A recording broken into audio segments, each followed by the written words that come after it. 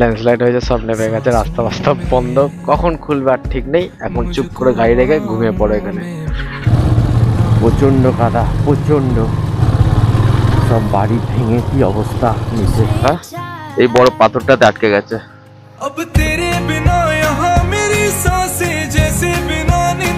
Good morning gas, good morning from Lachung. আমরা full ready. তো ঘড়িতে বাজে এখন 4:10, 4টের সময় বেরোনোর কথা ছিল, 10 মিনিট, ঠিক আছে। সব প্যাকিং করে বেড়ে রেডি, জাস্ট বেরোবো। রুমে এসছি লাস্ট চেক করতে, করে চলো। তো গাড়ি ওয়ার্ম আপ হয়ে গেছে, এই আমাদের হোটেলকে টাটা করে আমরা সব বেরোবো।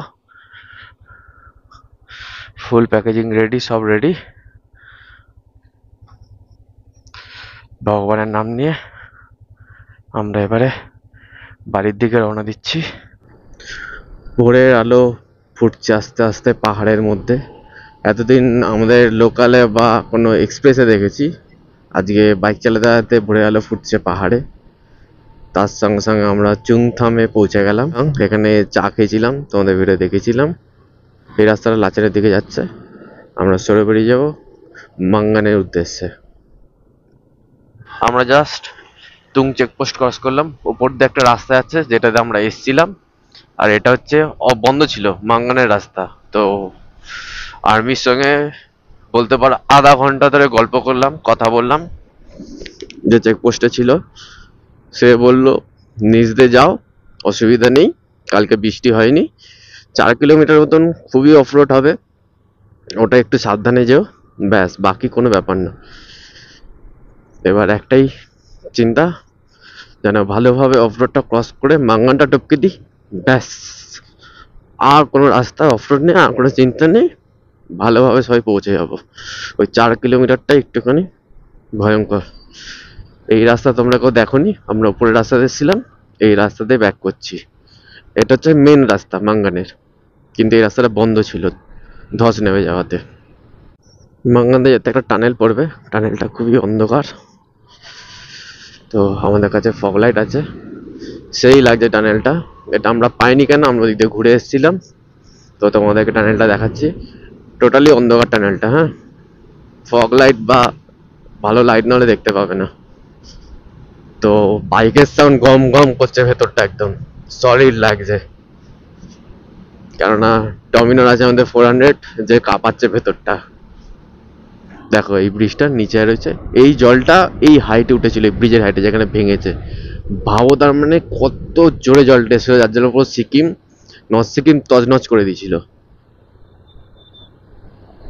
এখন এই ব্রিজটা নতুন করেছে, বেশ ভালো ব্রিজ, আমার পছন্দের লোহার ব্রিজ, যেটা আমার খুব ভাল লাগে গাড়ি চালাতে যার মধ্যে দিয়ে। হোয়াট এ ভিউ ম্যান, কি লাগছে, অসাধারণ। ভোরবেলা এরকম ওয়েদারে আর এরকম ব্রিজের ওপর দিয়ে যাওয়ার মজাই আলাদা। ফুল টোটালি অফ রোড। ওপর দিয়ে একটা রাস্তা ছিল, ওটা বন্ধ আছে, নিচে দিয়ে রাস্তাটা দিয়ে পাঠাচ্ছে। ও মাই গড, ইঞ্জিন ব্রেক, পায়ের ব্রেক দুটো ইউজ করো, হ্যান্ড ব্রেক একদমই না, ক্লাচ মোটেও ধরবে না, ধরলেই শেষ। 4-5 কিলোমিটার বলেইছে যে প্রচুর অফরোড থাকবে, সাবধানে যেও, কোনো অসুবিধা হবে না, পুরো সাবধানে যাবে। প্রচন্ড খাড়া, এটা সব থেকে বেশি খাড়া এখন অব্দি। আমি পুরো দাঁড়িয়ে গেছি, পেছন দিক উঠে গেছে, টোটালি খাড়াই এটা, টোটালি। রাস্তার কন্ডিশন দেখেছো? আমরা এবারে আমাদের পালা, ইয়াহু, আহা আহা আহা আহা, ওরে সর্বনাশ, ভয়ঙ্কর। দেখো বাড়িগুলো সব, দেখো এই সব বাড়িগুলো সব বন্যায় ভেসে গেছিল, সব ভেঙে গেছে। ভাবো কত উঁচু জল উঠেছে, ওই নিচে নদী, এত উঁচু জল এসছিল, কতটা জোরে বন্যাটা হয়েছিল একবার ভেবে দেখো। তা নর্থ সিকিম রেডি হতে সময় লাগবে না, ওই জন্য এত সময় লেগেছে নর্থ সিকিম রেডি হয়ে খুলতে। তাও এখনো ধস নেমে যাচ্ছে, মাঙ্গানে বন্ধ হয়ে যাচ্ছে, এইসব হচ্ছে। অফরোড অফরোড, প্রচন্ড কাদা। ও সেই লাগছে ঝর্ণাটাকে, সেই ওপর থেকে নামছে, নেমে নিচে চলে যাচ্ছে। অসাধারণ, বিউটিফুল লাগছে, বিউটিফুল, দুর্দান্ত। ও গাঙ্গুলি বলছে রাস্তা কোথায়, কন্ডিশনটা দেখে না রাস্তার, খুবই খারাপ কন্ডিশন, খুবই। ইঞ্জিনের মধ্যে যেন কোনো পাথর না লাগে।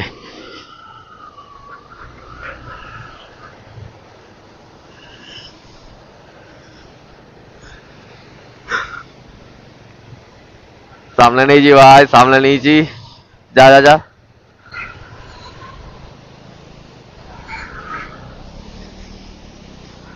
আটকে গেছে আমার গাড়ি, বেরো বেরো। আমার গাড়ি আটকে গেছে, পেছনের চাকা এই বড় পাথরটাতে আটকে গেছে। তো গাঙ্গুলিকে ডাকলাম, ও আসছে, ঠেলবে। পেছন দিয়ে ঠেল, এই পাথরটা আটকে গেছে, পাথরটা আটকে গেছে, পেছন দিয়ে ঠেলবি, হ্যাঁ। দাঁড়া।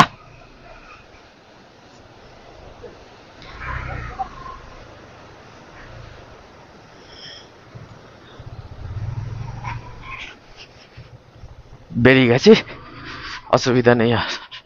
ডান দিকে সব বাড়িগুলো ভেঙে পড়ে গেছে, আর সামনে প্রচন্ড কাদা, জানি না কি হবে। বলবো ডান দিক চেপে চ, ডান দিক চেপেই যাচ্ছি, প্রচন্ড কাদা, প্রচন্ড।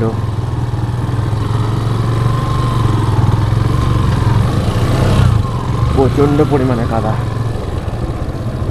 প্রচন্ড লেভেলে।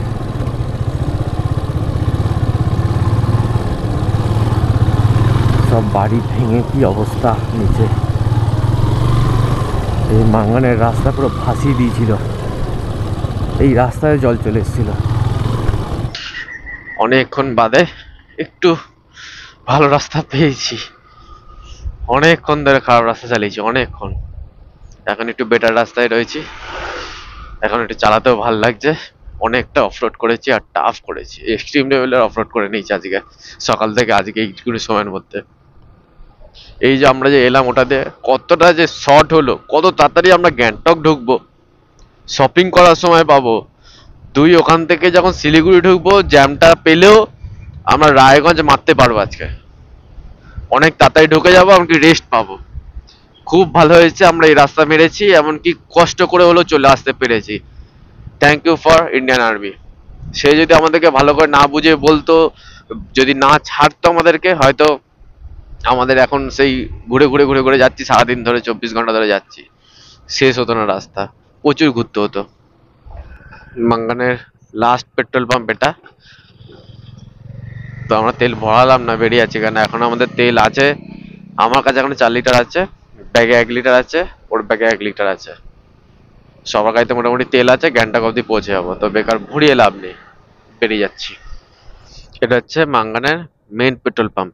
এখান থেকে সমস্ত পারমিট বা যাবতীয় খাওয়ার দাওয়ার দোকান টোকান সবকিছু এখানে পেয়ে যাবে। এটা হচ্ছে সেকেন্ড লাস্ট। মাঙ্গানের পেট্রোল পাম্পের ঠিক সামনে দুটো রাস্তা আছে, আমরা ওপরটা দিয়ে এলাম, মাঙ্গান নগর পঞ্চায়েত, এটা দিয়ে এলাম। তো নিচে দিয়েও যাওয়া যায়, দুটোই অপশান আছে। নিচে দিয়ে 10 কিলোমিটারের মতো এক্সট্রা পড়ে, আর ওপর দিয়ে নর্মালি। নিচের রাস্তার কন্ডিশন এখন যাই না, কারণ আমি যেতে পারিনি, আমি উপর রাস্তা দিয়ে এলাম, তাই মোটামুটি ভালো। কিছু 4 থেকে 5 কিলোমিটার প্রচন্ড পরিমাণে অফরোড হচ্ছে। মাঙ্গান থেকে আমরা চা খেয়ে বেরিয়ে পড়লাম গ্যাংটকের উদ্দেশ্যে। 64 কিলোমিটার দেখাচ্ছে এখান থেকে গ্যাংটক, 2 ঘন্টা 7 মিনিট লাগবে, মানে আমরা 9:30টার মধ্যে পৌঁছে যাব। যেদিনকে আমরা মাঙ্গানের দিকে যাচ্ছিলাম, তো এখান থেকে আমাদেরকে ঘুরিয়ে দিয়েছিল, যে মাঙ্গানের রাস্তা বন্ধ আছে, অন্যদিক দিয়ে ঘুরে যাও। এই ডান দিকে পেট্রোল পাম্পটা বেরিয়ে যাচ্ছে, তো আমরা এই পেট্রোল পাম্প থেকে তেল কিনেছিলাম, আর এই খাবারের দোকানে খেয়েছিলাম। খেয়ে এখান দিয়ে সোজা যেতে হতো মাঙ্গানের দিকে, যেটা ঘুরে ঘুরে যায়। আর এটা দিয়ে বাঁদিকে উঠে গেলে গ্যাংটকের শর্টের রাস্তা, এখান থেকে গ্যাংটক যাওয়া যায়। আর সিধে চলে গেলে ডিকচু। এখান থেকে এখনো গ্যাংটক 47 কিলোমিটার। এই জায়গাটা বেশ ভালো, শুধু গোল করে ঘুরতে হবে, ঘুরে ঘুরে ঘুরে ঘুরে এই ওপরটা দিয়ে যাবো, ব্রিজটা যেটা ওপর দিয়ে গেল ওখান দিয়েই যাবো। শুধু রাউন্ড মারো। এই ব্রিজের নিচ দিয়ে গেছিলাম, গিয়ে ওপরে উঠে গেলাম। ওই জন্য ভিডিওটা অন করলাম, কিছু কিছু ভালো ভালো জিনিস দেখতে পেলেই তোমাদেরকে দেখানোর চেষ্টা করি। তো 20 কিলোমিটার বাকি এখনো, 41 মিনিট দেখাচ্ছে, লাগবে সময় গ্যাংটক। আমরা গ্যাংটক ঢোকার ঠিক 10 কিলোমিটার আগে দাঁড়িয়ে রয়েছি, আধা ঘন্টার রাস্তা আছে। কিন্তু মনটা খারাপ হয়ে গেল, লাচুং থেকে ডাইরেক্ট আসছি, সামনের চাকার অয়েল সিলটা কেটে গেছে। সামনের সকালে অয়েল সিলটা কেটে গেছে, কী করবো বুঝতে পারছি না। গ্যাংটকে ঠিক করবো না এইভাবে চলে যাবো বুঝতে পারছি না। কোনো দাগ পড়েনি এখনো, ঠিক আছে, এক সাইডেরটাই কেটেছে, দেখা যাক কি করা যায়। Welcome to Gangtok. তো আমরা গ্যাংটকে মেল রোডে এসেছিলাম কিছু শপিং করবো বলে। তো চাবিটি আর আমার সুইট মায়ের জন্য একটা ব্যাগ নিয়ে যাচ্ছি। এখন 11টার মতন বাজে, 12টার মধ্যে প্ল্যান ছিল বেরোবো। তো যাবো, এবার বাইকটা নেবো। আর এখানে বাইক পার্কিং যে রয়েছে একটা মলের নিচে রয়েছে, ঘন্টায় 30 টাকা করে নেবে। যাই হোক আমরা বাইকটা নিয়ে এবারে বেরোবো। গ্যাংটকের জ্যাম, সিকিমের জ্যাম সব খেতে খেতে যাবো। চলো মোটো ব্লগ খেতে দেখা হবে।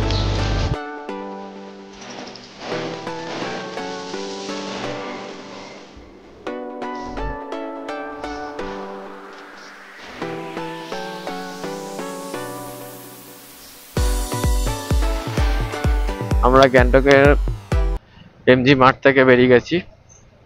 এমজি মার্ট থেকে এখন আমরা যাচ্ছি হচ্ছে শিলিগুড়ির দিকে। এখান থেকে 129 কিলোমিটার। তিস্তার সামনে ল্যান্ডস্লাইড হয়েছে, সব নেমে গেছে, রাস্তা বাস্তা বন্ধ, কখন খুলবে আর ঠিক নেই। এখন চুপ করে গাড়ি রেখে ঘুমিয়ে পড়ো এখানে। ফাইনালি খুলেছে ল্যান্ডস্লাইড, সব হয়েছিল যে সব সরানোর পরে এতক্ষণে খুললো। 45 মিনিট দাঁড়িয়েছিলাম, পুরো লেট হয়ে গেল। এতটা রাস্তা টেনে এলাম যে সব বেকার হয়ে গেল। এটা হচ্ছে সেবক বিচ। এখন আমরা সেবক জঙ্গল ক্রস করে যাচ্ছি।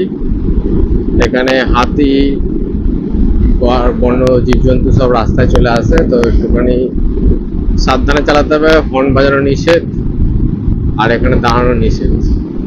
আমরা শিলিগুড়িতে এন্টার করে ফেলেছি অনেকক্ষণ আগেই, জ্যাম খেয়ে খেয়ে চলছি, কিছু করার নেই। আমরা হাইওয়ে ধরে ফেলেছি, 4:12 ঘড়িতে।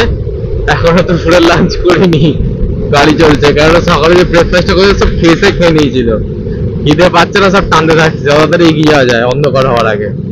আমরা জাস্ট বাগডোগরা থেকে কিছুটা এগিয়ে এসেছি শিলিগুড়ি ছেড়ে। তো বসা খানা খাজানা এই হোটেলে জাস্ট খেলাম। আলুর পরোটা বেশ ভালোই বানিয়েছিল, ছোলার ডাল ফোলার ডাল দিয়ে দিয়েছিল, ভাল লাগলো। কোল্ড ড্রিঙ্কস খেলাম, 325 টাকার মতন বিল হয়েছে। খিদে পেয়ে গেছিলো তাই ভিডিও করতে পারিনি। তো এখন আমরা বেরোলাম। 3 ঘন্টা 12 মিনিট দেখাচ্ছে রায়গঞ্জ, 144 কিলোমিটার। তো 8টা নাগাদ পৌঁছাবো, দেখা যাক কটার মধ্যে পৌঁছাই। আমরা এই চা বাগান, বরফ, পাহাড় সবাইকে টাটা করে বেরিয়ে যাচ্ছি। আবার আসবে একদিন, আবার ঘুরবো, আবার রাইড করবো, আবার তোমাদেরকে ভিডিও করে দেখাবো অ্যাডভেঞ্চার আমাদের। আজকের দিনের ফার্স্ট টোল প্লাজা। অনেক দিন টোল গেট ক্রস করিনি, শুধু অফরোড করেছে, আজকে শুধু হাইওয়ে আর টোল গেট। আমরা রায়গঞ্জে স্টে নেব। এখনো 1 ঘন্টা 14 মিনিট দেখাচ্ছে, 61 কিলোমিটার বাকি। আজকের দিনে সেকেন্ড টোল গেট ক্রস করছি আমরা।